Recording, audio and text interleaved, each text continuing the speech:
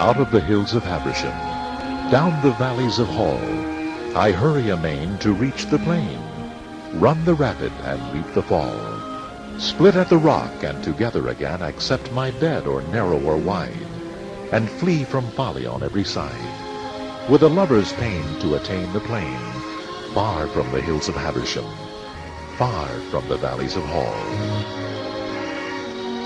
All down the hills of Habersham, all through the valleys of Hall, the rushes cried, "Abide, abide." The willful water-weeds held me thrall. The laving laurel turned my tide. The ferns and the fondling grass said, "Stay." The dewberry dipped for to work delay, and the little reed sighed, "Abide, abide here in the hills of Habersham, here in the valleys of Hall."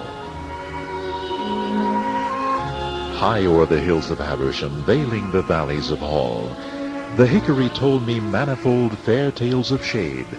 The poplar tall wrought me her shadowy self to hold. The chestnut, the oak, the walnut, the pine overleaning with flickering meaning and sign said, "Pass not so cold these manifold deep shades of the hills of Habersham, these glades in the valleys of Hall." And oft in the hills of Habersham, and oft in the valleys of Hall, the white quartz shone, and the smooth brook stone did bar me of passage with friendly brawl, and many a luminous jewel lone, crystals clear o'er a cloud with mist, ruby, garnet, and amethyst, made lures with the lights of streaming stone in the clefts of the hills of Habersham, in the beds of the valleys of Hall.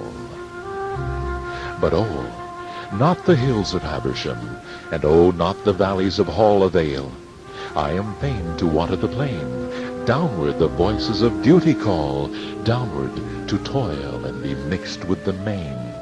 The dry fields burn, and the mills are to turn, and a myriad flowers mortally yearn, and the lordly main beyond the plain calls o'er the hills of Habersham, calls through the valleys of Hall.